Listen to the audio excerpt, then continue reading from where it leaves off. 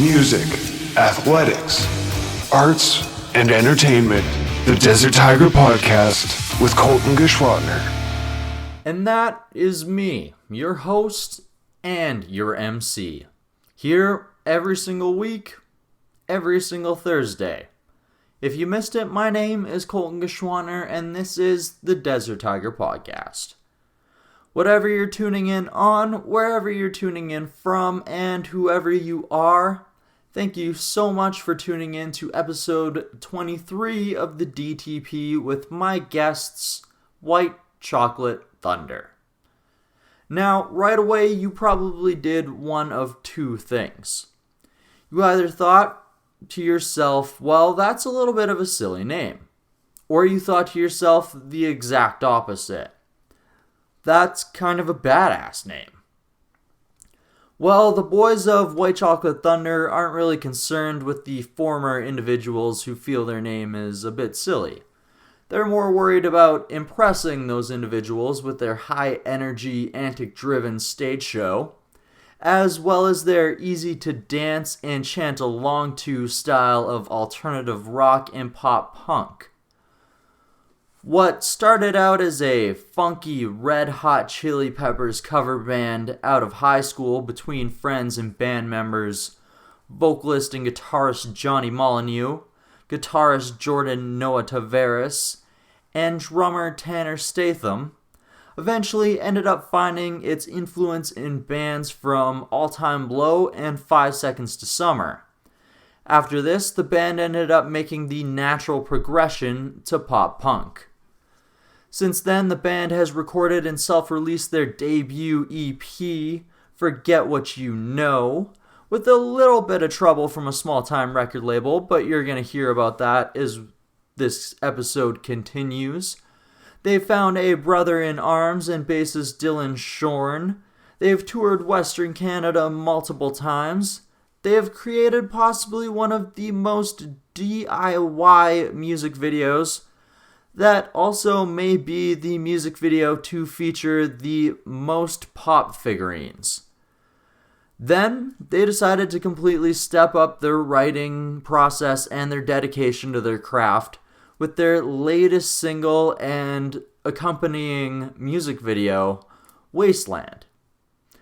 I recently sat down with Dylan and Johnny of White Chocolate Thunder to discuss all of these topics, as well as their plans to record some new material in the very near future, their aspirations to break into the Canadian East Coast and the United States scenes.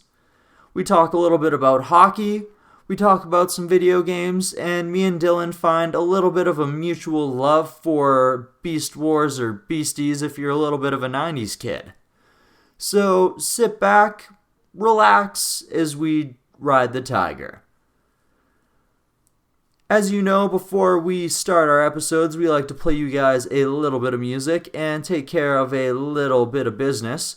So I gotta go ahead and tell you guys about our great sponsors that allow me to bring you the Desert Tiger Podcast for free every single week, 52 weeks of the year.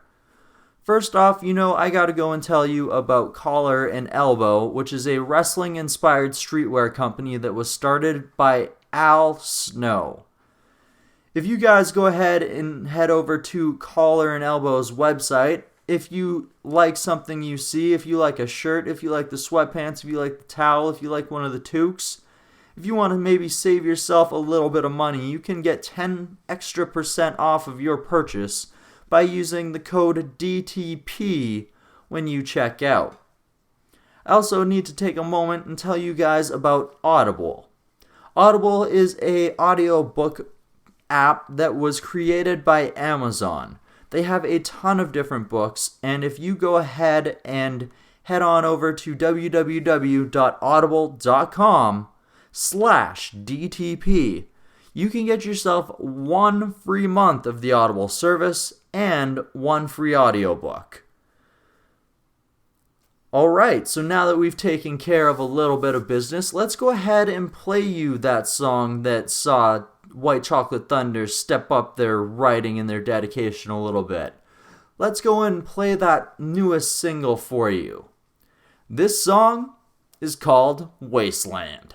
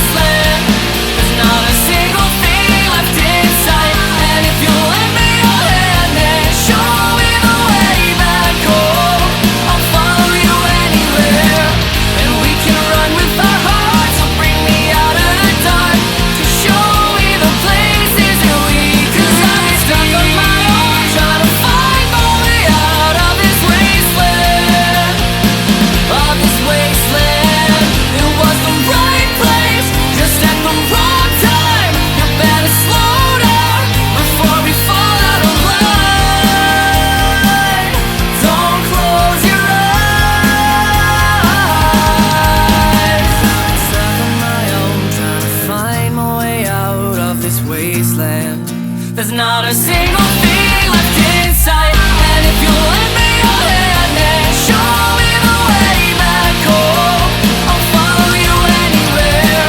And we can run with our hearts, so bring me out of the dark to show me the places that we could. 'Cause I've been stuck on my own, trying to find my way out of this wasteland.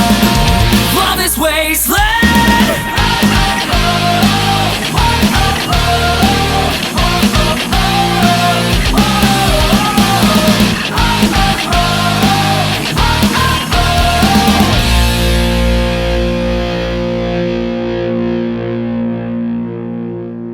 The Desert Tiger Podcast. We are here with two of the members of Calgary's White Chocolate Thunder.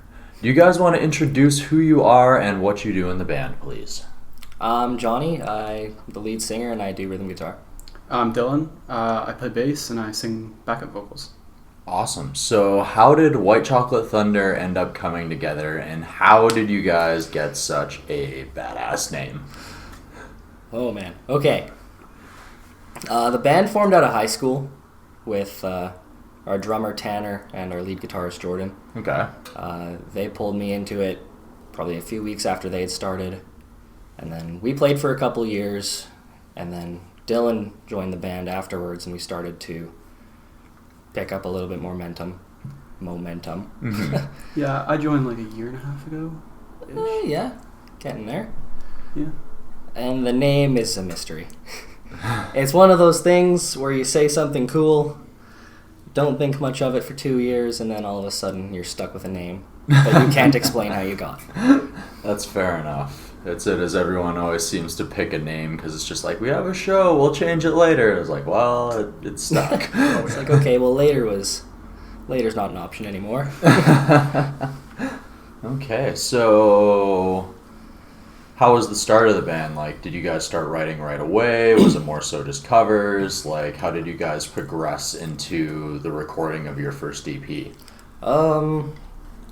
Weren't you guys a Red Hot Chili Peppers cover band at Yeah, first? we were. White Chocolate Really? Thunder started off as like a funk cover band. I've seen the videos. Yeah, and then we wrote our own songs at the time that were very Red Hot Chili Peppers-esque.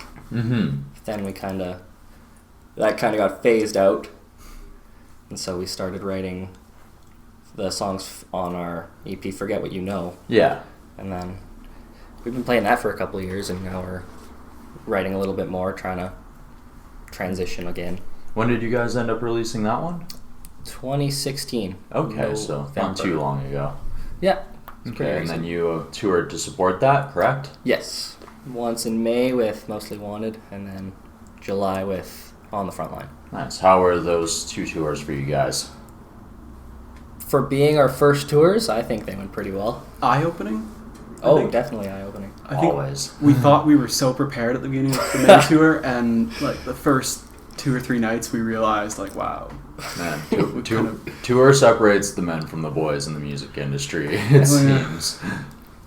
Definitely. It is a huge change from the local scene to actually being inside of a van, sleeping on floors and inside of that van, and Oh, yeah. You hear people talk about that. I was pretty stoked. Those are the coziest floors ever. as long as you can find cozy floors, it's all right, right? Exactly. Nice. So, do you guys have any favorite tracks off of that EP? Anything that really stands out for you, or? On Forget What You Know. What's your favorite song? I think the track that the title came from, Take My Hand, has like a special place because we made that music video for it with the pop vinyls. Mm-hmm. So we had this weird idea. Well, how did that come about? It was a little bit influenced by that old Sum 41 music video, but then it kind of... Yeah, it was just... I mean, we collect the pop vinyl figures, so Yeah. it's just kind of like, what do we have lots of and what can we do? It was a Mhm. variety. We could- Yeah, we can make our own just comic video using all these guys. Mm-hmm. So you guys just find pop video like figures that looked like yourselves, or did you alter pop We- figures? Made some of our own. They come with little do-it-yourself kits. Really? So we just made our own little guys for us, Mm-hmm. and then used all of our other ones. Like I've got a Star crap Wars, ton of Star Wars. Wrestlers, Walking Dead, what else? Buzz and Woody. Yeah. It's a lot easier to put little action figures into a video than actually acting out your own video. We made these big True. scenes, Mhm. but the whole thing was contained within like John's parents' living room. But it looks so big because we were able to make like a big stage. But a big stage for these little pop vinyl figures is like as big as a couch. Yeah, but it's like if you actually like scale it and like shoot it Yes, properly, exactly. it actually like creates the illusion that it. It was so much fun setting up the big set. I remember we had like the blankets draped, and it like looking into it, it looked like a huge stadium. Mm-hmm. But it was just blankets draped and like held up by like duct tape and I don't know what else we used. Hmm. It was so cool. Duct tape and mic stands. Yeah. And we put on like the black gloves, and we had like the black stage so you couldn't really see our hands, so when we moved the figures, Okay, I was gonna ask. I was like, so how did you guys end up like moving the figures without like? strings and like black mittens and gloves so you couldn't see our hands really. Yeah. Okay, so just like really subtle movements behind Yeah. everything, so that people are focusing on Exactly. the pop figure rather than your hand. You can pick it out if you look carefully enough, but you're not paying attention. Mm-hmm. Because That was you're really you're fun. looking at the face of the pop figure, right? Mhm. So. It made me think of that thing, like I remember seeing people do it in high school in like drama class where you dress up in like a black suit, but then you have like certain, like maybe your face has a mask on it. Just the like light and shadow play. Mm-hmm. Yeah, definitely. It's pretty cool how you guys ended up coming up with that.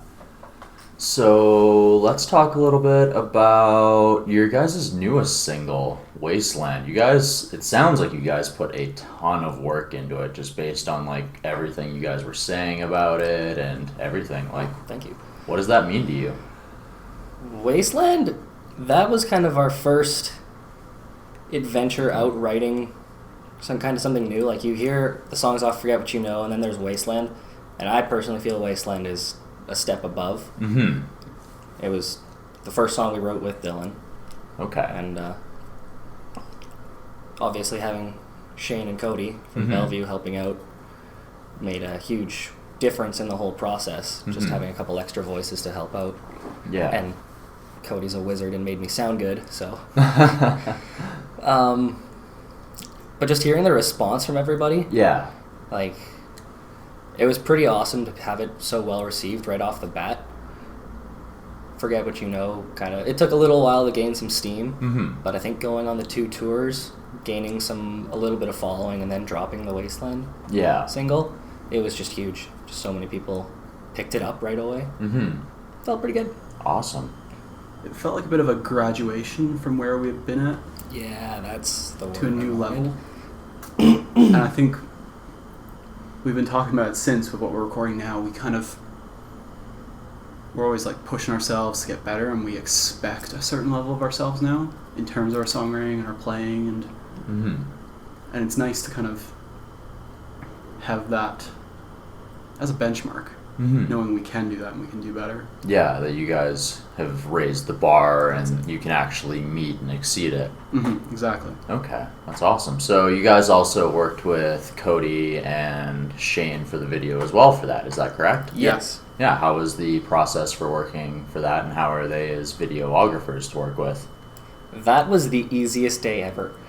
I mean, for me. It Just was- like, for everything that could have gone wrong, or how, because we haven't done a music video of just ourselves yet. Yeah. So we're pretty inexperienced in that section of it. It But felt like a well-oiled machine that day. yeah, everything just went together pretty perfectly. There was no, like, there was no mess-ups, I guess. Yeah. All the setup went well. Getting everything in place went really easily. I think we kept it all under budget too. Like, Oh, yeah. we budgeted for more, and I think we may have spent less than we expected. Which is always a good feeling. Yeah, and then Cody did a wicked job, like, actually filming everything. Shane was awesome, like, behind the scenes, getting stuff where it needed to be, and just overall helping out, making sure everything felt right. So the day was perfect, and the end product is incredible. Yeah, no, it flows very well, and like the lighting and everything else like really helps the vibe of the song, I feel. So it's definitely a good representation of you guys and the song. Definitely, I yeah. think so. Awesome. So we kind of got a little bit away from the first EP. Who did you guys record that one with? I can tell you we did it at Red Tree Studios. Okay. I don't remember the guy's name that we actually recorded it with. Huh. That Chris or whole, Mike or something? I don't remember. Chris Michaels? that whole process was that was a different process. At Yeah. the time, we were, quotations, signed to a label called Blackstream Records, and they wanted to help us produce this EP, so we paid for the recording and everything, and Yeah. they were just kind of there along the process to help us get it done. And I think we were like a year out of high school at that point. Okay. So somebody approaches you and they're like, "Hey, we wanna sign you and do this with you." We were just like, "Yep, I'm in. Let's go." So we did all of it, and then they unfortunately went under. So we had to get what they worked on back to us, and we kind of sat on Forget What You Know for a while, like probably a good year and a half before we decided we could actually release it. Yeah. Had to build up the money to actually get it pressed and do the promotion. And Yeah, and once we felt happy enough with it that we could put it out, it was almost a lot of just sitting down with it and learning to love it. Okay. So, getting back to the newer things, what's coming up for White Chocolate Thunder? Is there some more recordings? Is there some more tours coming up this year? What's on the docket? 2018, new year, new us. I think, how many weeks is it? How many weeks are we out from going to the studio with Cody again? 4? I think we're going in a month. Oh, wow. Yeah, maybe 3. Oh man, we're not ready. Actually, I think we are. I think we're good. We did some off-the-floor demos with Cody about a week ago. Yeah. Okay. And I think we kind of like, I don't know, I was blown away with What we came up with? Yeah, what we were sitting on, kind of. It felt very much like we had these ideas up in the air, and once we put them down on, not onto paper, onto recording, it was kind of like, wow, there's some real potential here, and it's exciting. Now we're going in to record, is it 5 songs? Yep. 5 songs with Cody, and then from there, I guess we're kind of taking it one thing at a time, so we're focusing on getting that done, and once we have that, then we're gonna not sit on it for as long, definitely, but we're gonna Do what we can to get it ready and make sure that when we do put it out, it explodes. Yeah. Okay, so make sure that people know that it's on the horizon. And Yeah, exactly. we want to get it to more people. Yeah. So what we did with the first EP and then the second single, we felt like we reached more people with the Wasteland than we did with EP, and we want to reach even more people with this than we did with Wasteland. Well, hopefully the traction you guys got from Wasteland will help propel that potential for the album or next EP to gain some ground. Yeah, definitely. Yeah, that's the hope. And I mean, just kind of going back to what you're saying about how it's different from when putting it on paper into actually recording. For the first time playing all these songs just in a room together, we hadn't done that yet. Yeah. We'd all sat, like maybe 3 of us or 2 of us at a time, and the songs got put together, but actually for the first time playing them in a room and the product that we got out, I was stunned. So I'm really excited for... I just realized, thinking further out, I haven't been like in the mindset thinking further out. I'm so in the mindset of like what we're gonna do in studio still, and like writing and the production and the ideas, because I keep telling the guys, like, listening back at those live off the floor recordings, that I feel like they're like, every time I listen to them, I have like 5 or 6 ideas like fly through my head about what could go there, or what could go in the next bit, or how this song could sound. So I'm still very much in that mindset of writing. I'm not past absolutely. it. Which is fair, right? You guys want to put the best effort possible forward on the next EP, especially if you want it to reach more people than Wasteland. Yeah. Once we're done it, I think we have to like take off the artist hat and put on the business hat. Yeah, the marketing. Yeah. The non-fun side of the music Exactly. industry. Some people find it fun. Some people like it. I love business. I handled every aspect in the bands I was in. Working with Shane and Cody definitely helps us put on that business mindset. Yeah, they're definitely geared towards that for sure. Like, they've constantly thinking about how could they further the people that they're working with as well as themselves. And But then also working in studio with them, the artistic side of things is really fun working with them as well. Yeah, they Different can, ideas. They can wear both hats very well. Yeah. I struggle with one of those hats. well, it's a hard transition to actually find out how to promote and reach out and actually get your word out there, especially when there's so many other people that are trying to do the exact same thing. Yeah, exactly. So it's having somebody who has like a little bit more business experience or can think with that to like help guide you and teach you can definitely make that a lot easier of a transition for you. Oh, for sure. Do you guys plan on shooting any music videos for that EP right away, or is that going to be something that's on a little bit of the back burner?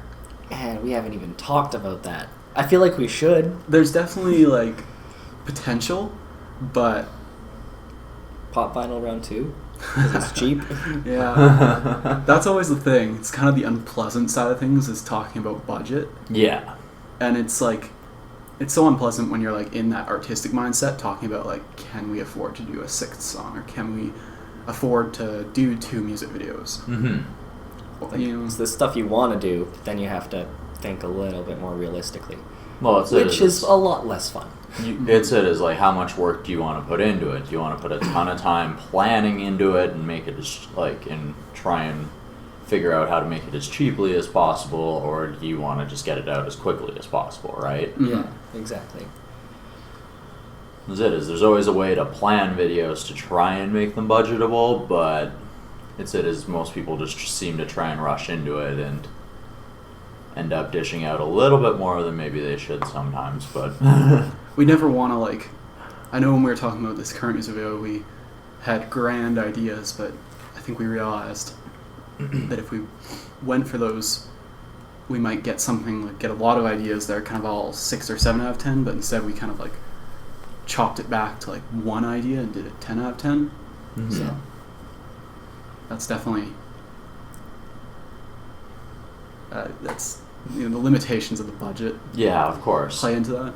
But we never want to put out something that isn't 10 out of 10. So if we can't do it 10 out of 10, we figure out a way that we can Yeah, of course. with the means available. Mm-hmm.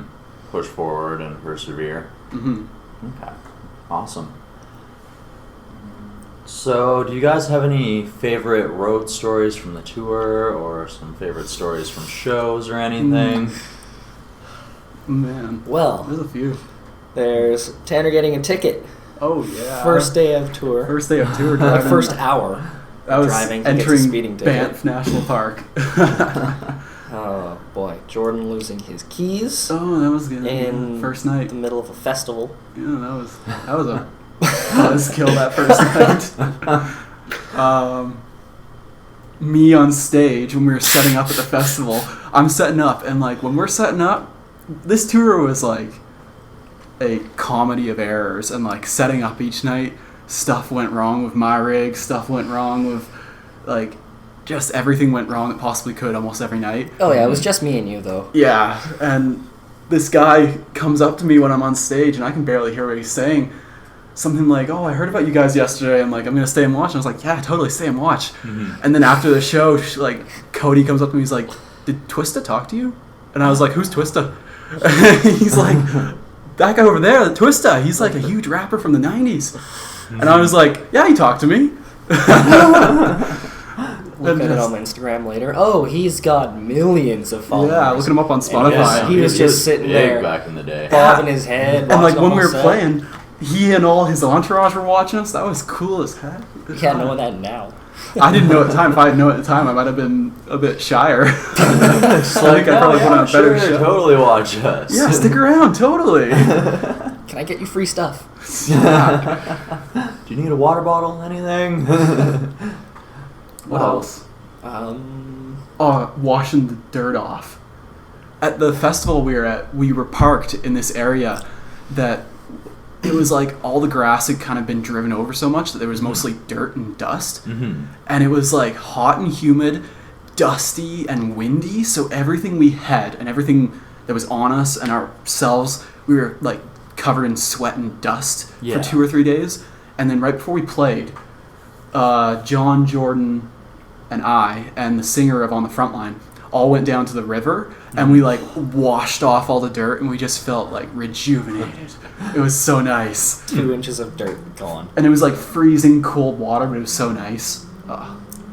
You know what? I have my favorite tour story. Showing up in Vancouver like a day early. It was just you, me, and Jordan. We had nothing to do. Went and hung out at Granville Island. Me and Jordan started planning a little prank. We were going to dunk Dylan in the water. Mm-hmm. We just gone kayaking. Yeah, we just got back from kayaking, and it didn't work. I ended up in the water. This, like, disgusting gasoline It was gross. poop dock water. It was gross. As soon as I was in there, I felt bad for wanting to push you in. And then Jordan felt bad because he ended up, so Jordan jumped in. And then I felt bad, so I jumped in. That was fun. Or Frisbee. Anytime we played Frisbee yeah. was good. Frisbee was good. we had frisbees on tour with on the front line, and any second that we had when we were kind of like downtime, everyone would bust out a frisbee, and we'd all get into a big circle in parking lots and fields and anywhere we could play frisbee, we played frisbee. So it was good to have something to just take up the time and like break away from the actual like hustle and bustle of being on the road. Definitely. It's awesome that it's just something as simple as a frisbee can just like take away that half hour, and It's just the most fun thing when you've been cooped up in a car for like 3 or 4 hours driving. Just stretch your legs and especially in some of the drives in Canada where it's even longer than that, and the delays. Oh, yeah. First tour in May, our first show in Vancouver, getting out all the way to Vancouver, we were heading out that way, and we played a show in Revelstoke the night before. Yeah. So we stayed in Revelstoke, and then we wake up at like 7 or 8, and like an hour and a half before that, 6 a.m., a semi had like blown up on the highway. And it was like what should have been a 4-hour drive became like a 12-hour drive. And we were like, we got to the venue in Vancouver, and we were like running on stage, and like the guy from Mostly One was like, "Get me a guitar." He's on stage, and the guy's like, "Okay, you guys are ready to go?" He's like, "I don't have a guitar," because we had all the gear. Yeah, we were pulling the gear in. Yeah, that was rough. But it ended up being a good show.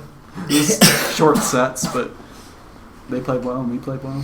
that's good. As long as you guys were still able to get out there and kill it, then that's what matters. Definitely. As long as you guys are willing to adapt to the situation, because it's something that I've learned in touring myself is like, don't expect anything to ever go as planned. Absolutely. Definitely not. It's Murphy's Law out there. It's the same with touring, like for reffing wrestling. Is like anything that can go wrong is probably gonna go wrong. It will. It will. Not even probably. It will. Oh, so it is like we stopped in Hinton, Alberta, like just like for a little bit for lunch, and then like we got to Jasper, turned off the school bus. Starter died right there. Oh yeah. Yeah, right at the gates of Jasper. It's like nobody can pay for their tickets because our bus is stuck in the line. We're waiting for a tow truck. Oh, no. I'm surprised Jordan's car didn't give out at some point. We pushed that thing hard. It made it. It did. That's good. I mean, as long as it makes it, there's a lot of problems out there, especially when you're hitting the road where it's like you just don't know what can go wrong. Like Driving your like personal vehicle, oh man, like even driving my car from like here to Lethbridge, there's been shows where it's like I don't know if it's gonna make it. Let's see. And then he does a burnout in the parking lot. Oh yeah. Well, it made it, so let's just show everybody that it made it and hope that it gets home afterwards. And then driving back from Lethbridge, Shane and I, we all kind of like we had some shows in Alberta where we had chances to like stay in our own beds in Calgary, so we almost always took those opportunities to like be at home while on tour. And like I remember one night it was just Shane and I, and we were driving back from Lethbridge after a good show. Cody's old band actually played their last show that night. It was really good. And then Which band was that? Open 24/7. Okay. I was super excited because I've been a fan of them since like before I even knew the guys in White Chocolate. Okay. I remember being 17 in high school and seeing Cody play at the New Black, which is really cool. That was like 5 years ago now. That's old. But Shane and I were driving back, and I almost took us to BC. I went the wrong way. I took a wrong turn. It was dark, and Shane and I were in like we were having a deep conversation. It was fun. Just taking a road trip. No big deal. We've been home by now? At one point, I think Shane was like, "Are we going the right way?" I don't know, man. I've had that happen to me too, so I can understand that. It's dark. You're on the highway. You miss one sign. Oh yeah, I know. It's like we were heading back from Saskatoon one night, and I was like, well, let's just we'll just jump on this dirt road for a little bit, because Buddy thought it was a shortcut, and then it was like 3 hours later, we're in the middle of nowhere still, and it's just like, we're having a great conversation, listening to music, and it's like... And you like open your maps, like Google Maps, and it's like, why am I way over there? Like, well, I guess we still have another 3 hours to listen to music and talk, so kick ass. This can keep on going. Lots of good tunes in the car. The Desert Tiger Podcast. Don't worry, don't fret, don't go anywhere else yet. We still have a lot of our interview with Johnny and Dylan from White Chocolate Thunder. We just got to take care of a little bit of business and play you guys a little bit more music before we can get back into that. So first off, you guys know I'm going to tell you about Collar and Elbow. What's Collar and Elbow, you may ask? Collar and Elbow is a wrestling-inspired streetwear company that was started by former WWE superstar and trainer, former TNA wrestler and trainer, someone who has trained and wrestled all around the globe. I speak, of course, of Mr. Al Snow. Al Snow wanted to create Collar and Elbow to not only allow fans of wrestling to show off their fandom, their love of wrestling, but to also pay homage to the roots of what wrestling is. They have a ton of great items over at the Collar and Elbow web store, and if you go on over there, you're going to see some toques that are kick-ass for $20, some sexy Army ladies tees for $20, they have a killer basic shirt for just over $15, and they have a sick grid-looking setup shirt for $20. Also, all of their signature series items are currently on sale. I'm going to tell you guys how to save a little bit of money on your order from Collar and Elbow. If you decide you like something from the Collar and Elbow web store, say you want to pick up a toque, say you want to pick up that Army ladies tee, when you're checking out, if you use the code DTP, that is the code DTP, you're going to go ahead and save yourself 10% off of your order at the Collar and Elbow web store. So why not go ahead and save yourself a little bit of money and cop yourself some fresh new gear. Alright, so we're going to play you guys a track off of White Chocolate Thunder's debut EP, Forget What You Know. This is the first song off of that EP, and it is entitled, This Is the End. Can you take me high? Show me the way to your heart. We're burning faster and faster. Now we're losing our spark.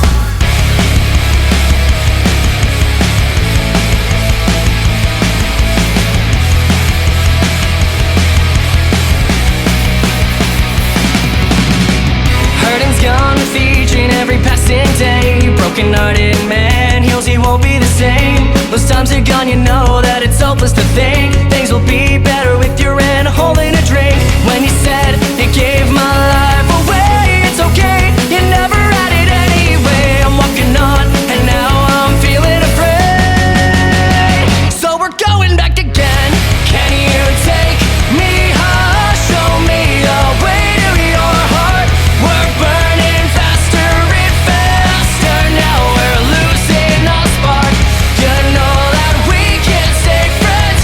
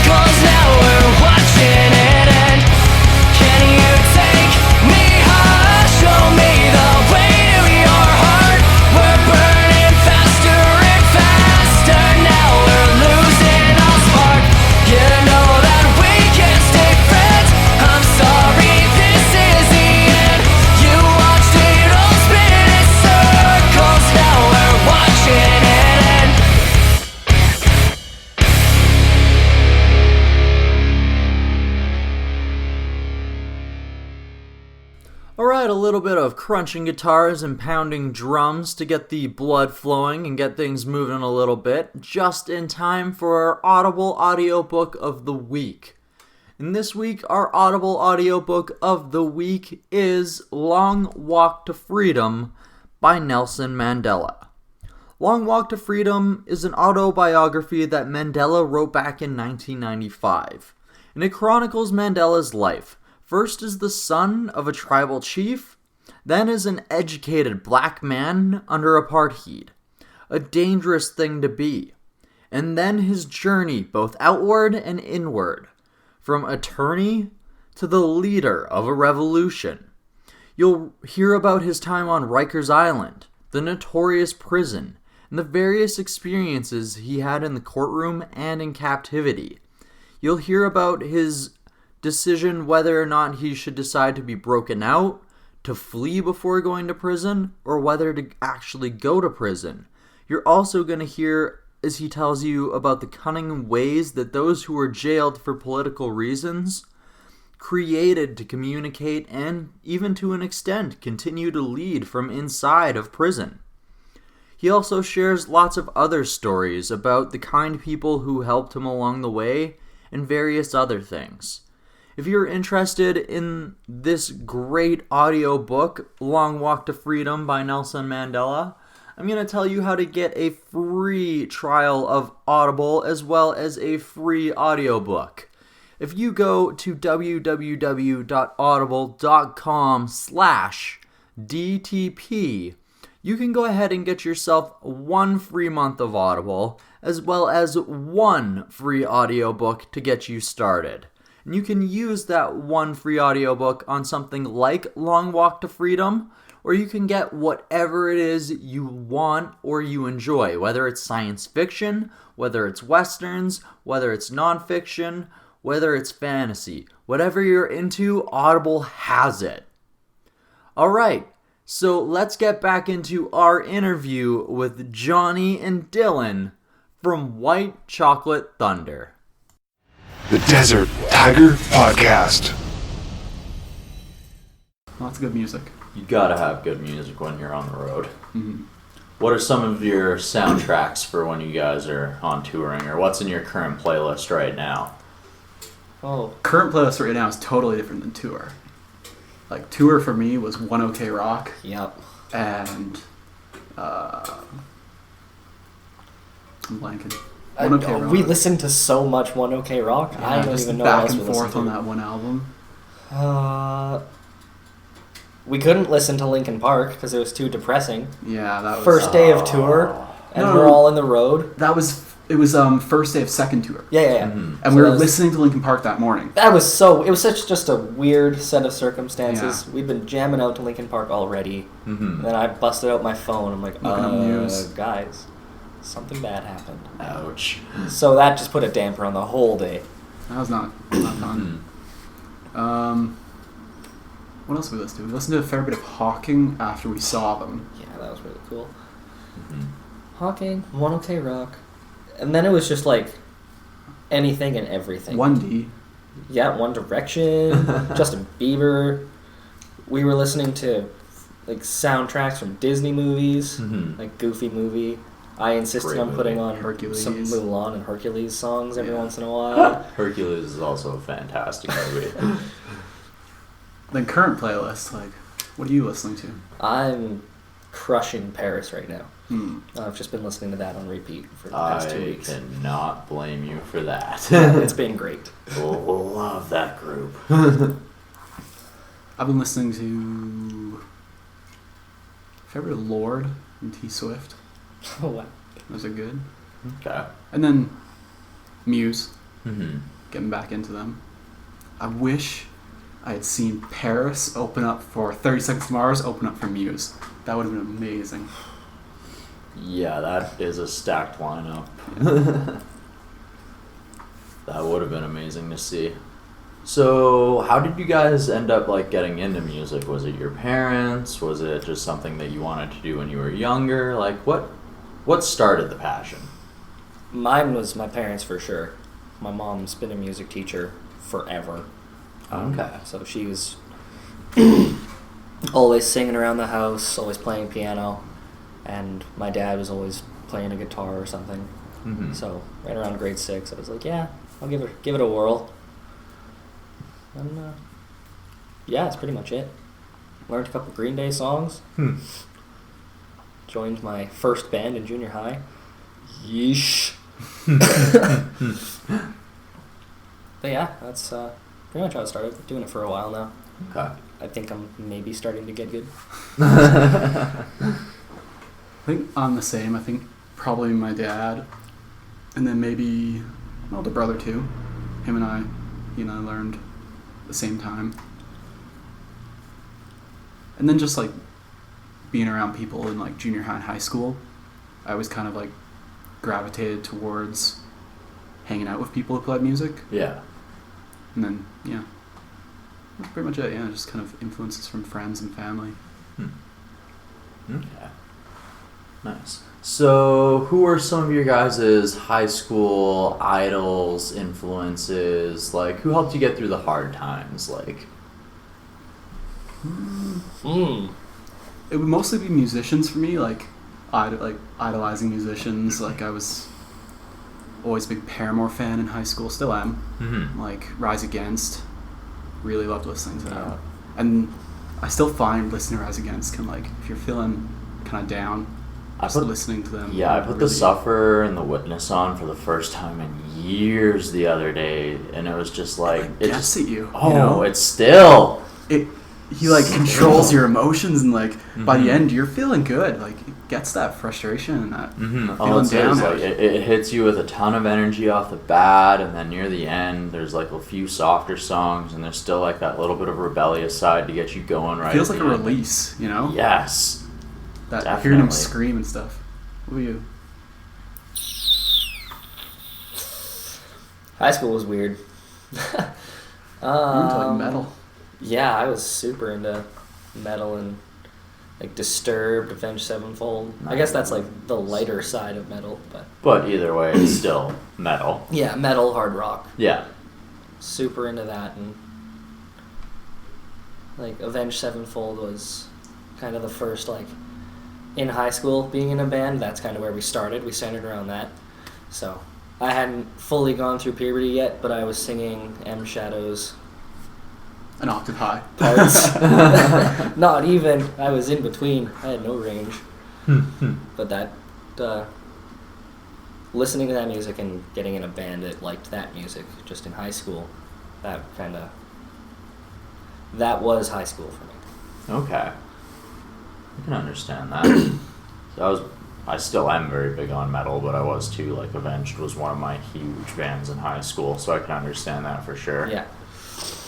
It's like as soon as City of Evil dropped, and it was like I had listened to Chapter 4, but like that evolution in their sound was just mind-blowing. That was huge. And then they put out the self-titled album, which I still think is my favorite album. Tons of great tracks. Yeah. Tons of great tracks. It's also a very solid album. Was that before or after the drummer died? That was before. It seems like most Avenged fans talk about the before him. Well, but going After's more. still good too. Oh, After is still really good. Like Nightmare and God Hates Us, and Oh yeah. like that album that came out after that was just so full of emotion that like some people didn't like it because it was playing a lot of like reference to the Rev, but I mean, how couldn't they? Oh yeah. I don't know. I think that'd be tough. Even if you like left the band on good terms, I would have like a rough time trying to write. I mean, I guess these guys and artists write about you inherently write about your life, whether you like it or not. You know, influences and what emotional state you're in. So it kind of like it's gonna get into what you're writing about, what you're going through, and that's part of what like genuine songs. You can tell when a song's genuine like that when you're listening to it. It's true. It really is true. Like it comes straight from the heart, and you can sense that. You got it? Oh. I was just gonna say, which is why this new EP is gonna be great because we're all stoked on it. Oh yeah. I've been telling John, like, whenever we're working on something, I feel like I'm always like going back to like, this sounds way more, I was gonna say believable there. Mm-hmm. I think it's that. I think it's like when we play stuff off Forget What You Know, we're a bit kind of like past it almost. It's not that we don't like it, it's that we want to do something fresh. Yeah. Mm-hmm. Forget What You Know is a lot more of, like, the songs, they could have meaning. You could find something in there, I'm sure. Yeah. But it was mostly written just like, that was our introduction to songwriting, so we just kind of wrote what sounded cool in some parts, and like some parts would be a little more clever than others. Mm-hmm. But I think now we're focusing a lot on writing almost a story, but Narrative. There's yeah, definitely a narrative for that the songs. it's not out of nowhere. It's like mixed. Like, I pull from, when I'm writing, I pull from stuff that like Jordan was doing that day, or Dylan said this one time and I thought it was really cool, so I wrote about it. Kind of stuff like that. We really worked more into just a personal sort of writing. Okay. So a lot more from the heart, a lot more based on your lives and experiences, and Yeah, we're listening to it now. You'll find a meaning and you'll get a piece of us in it. at that point in time, right? 'Cause Yeah. that's what an album is it's like a picture of that period and time of your life. Yeah, And absolutely. then like you evolve and change as a person, and you can like see the progression of artists as they grow as human beings through their music. Mm-hmm. Goes for any artist, really. Yeah, it's true. Like, I'm looking at, I was studying some art history last semester at school, and you can definitely see how artists, there's a snapshot of their life in their art.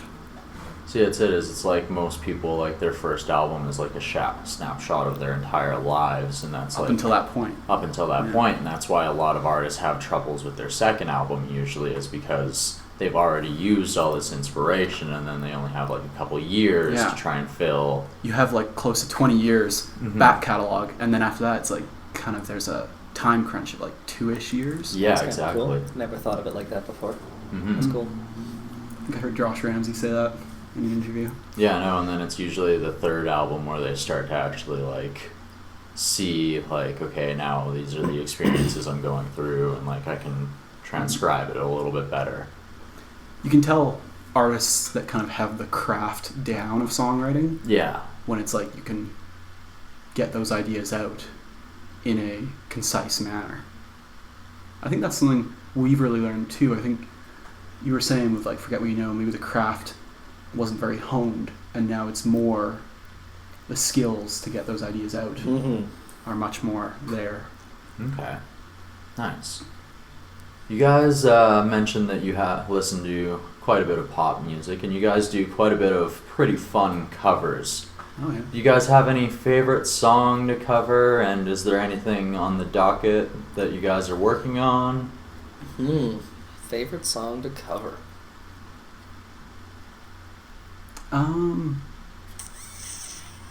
Ed Sheeran. Yeah, I was That's gonna say probably- "Shape of You" was really fun to play on both of our tours. You guys do that one very well. Thank you. What a good song. Like, I saw an interview of him talking about how they wrote it. So good. And I think that's like why it's so fun to play. It's so well written. Yeah. And then we made our own. Yeah. We wanted to do justice to the idea of the song, but still do something different with it. Well, that's it. Is like you can't just carbon copy it, right? Or else, how does it make it any different than going and seeing Ed Sheeran? Why not just listen to the original track? You know? Exactly.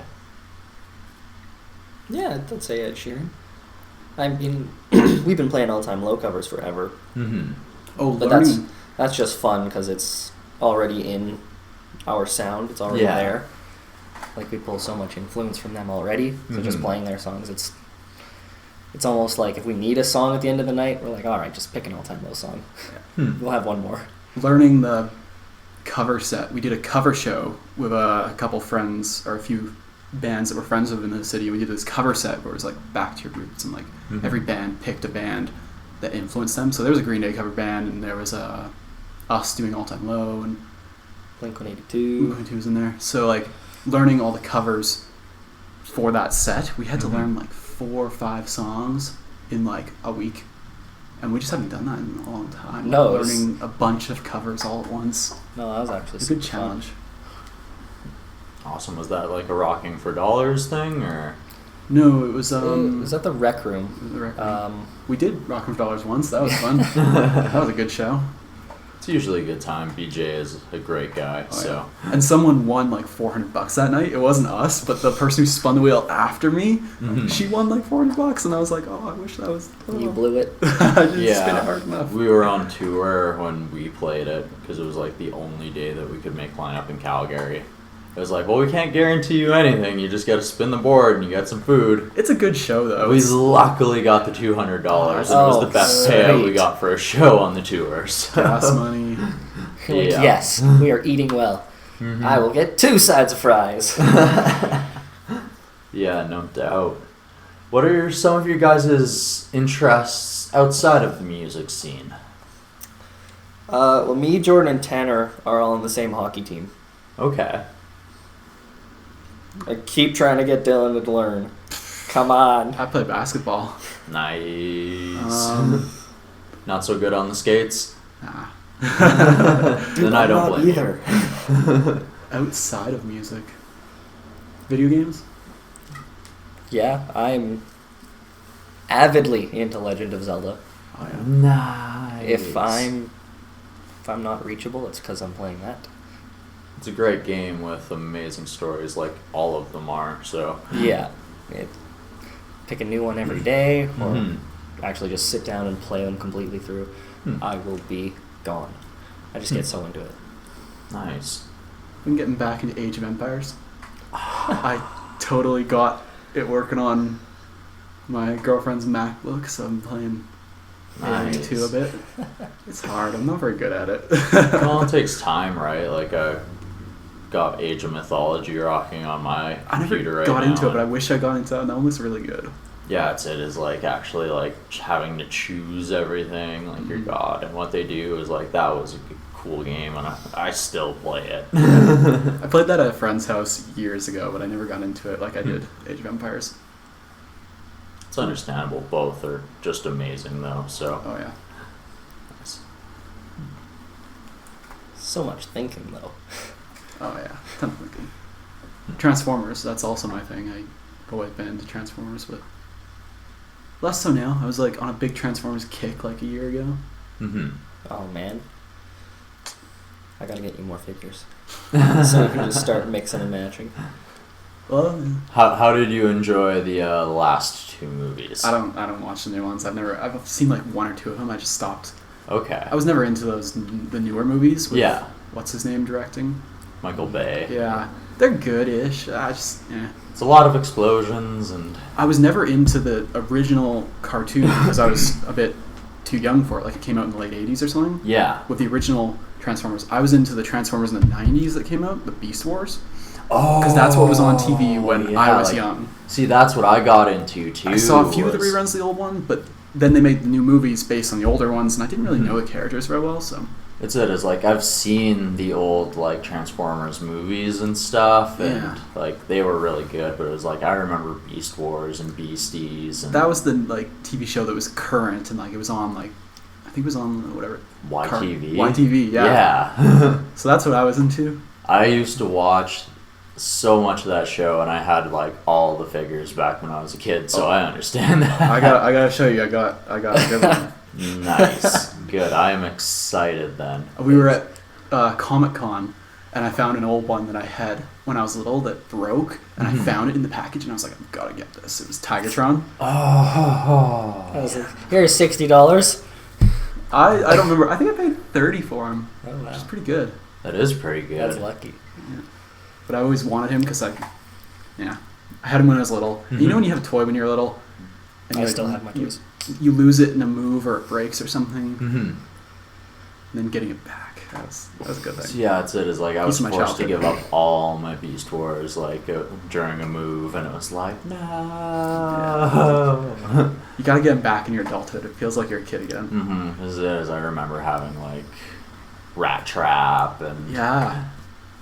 all those guys. It was fantastic. My girlfriend has a few Transformers, and we were looking at them. I was like, these are good. These are really good. Can I have these, please? Yeah. Now I want to go home and watch Beast Boy.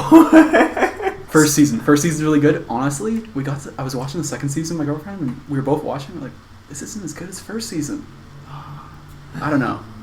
I can understand that. I think I remember that being the case too, whereas like they kind of just tried to change too much, and then the story kind of got... Yeah, I think the writers might have changed. It felt different. Yeah, it really did feel different.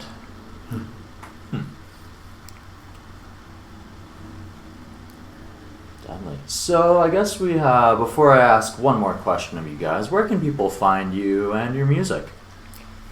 Spotify, Apple Music, iTunes, Google Play.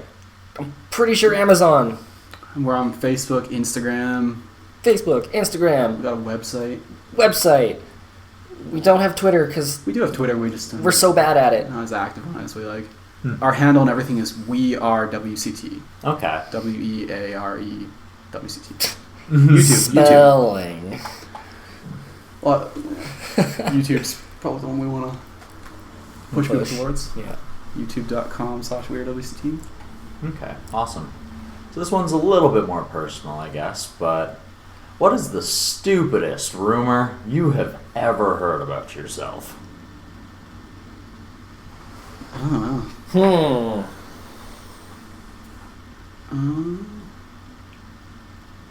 I've had diseases. That's your status rumor, Jeff. Um, I don't think there's ever been any rumors about me. I mean, there probably has, but I just don't know them. Fair enough. I don't know. I think I'm generally an asshole. So I think that's what I get. It's understandable. It's If not you fit the true. role, then It's it's not not. much of... It's not true. Thanks, Dill. Definitely falls under the rumor category. Okay, well, that's good to know. Well, thank you guys so much for joining me today and Thanks. taking time out of your day Thank to you. give me the interview. Alright, I want to give a big Desert Tiger podcast thank you to Johnny and Dylan from White Chocolate Thunder for sitting down with me, sharing some stories about the band, their travels, what their plans for the future are, and a little bit about both of the guys personally.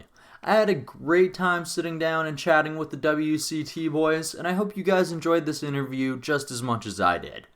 I also need to go ahead and thank you guys, the listeners of the Desert Tiger podcast. We recently surpassed 5,000 plays, and we have a solid 3-digit listener average, so you guys are killing it out there. Like, I love you guys so much. We are growing exponentially every single week, and part of it is thanks to you guys for getting out there and sharing the word about the podcast, sharing it on your social media, even just hitting that play button. It helps us out so much. If you want to help out the show a little bit more, you can go ahead and tell somebody about the show. Share it, or you can go ahead and support one of our great sponsors that I listened earlier in the show. As you know, we like to end off every single show with a little bit of a quote. So I'm going to end things off with a quote from Nelson Mandela, seeing as how we used his autobiography for the Audible audiobook of the week. So this is our quote to end things off from Nelson Mandela. "The greatest glory in living lies not in never falling, but in rising every time we fall." The Desert Tiger Podcast. Subscribe, rate, and review. iTunes, Google Play Music, and Stitcher. Follow us on Facebook, Twitter, Instagram. Thanks for listening.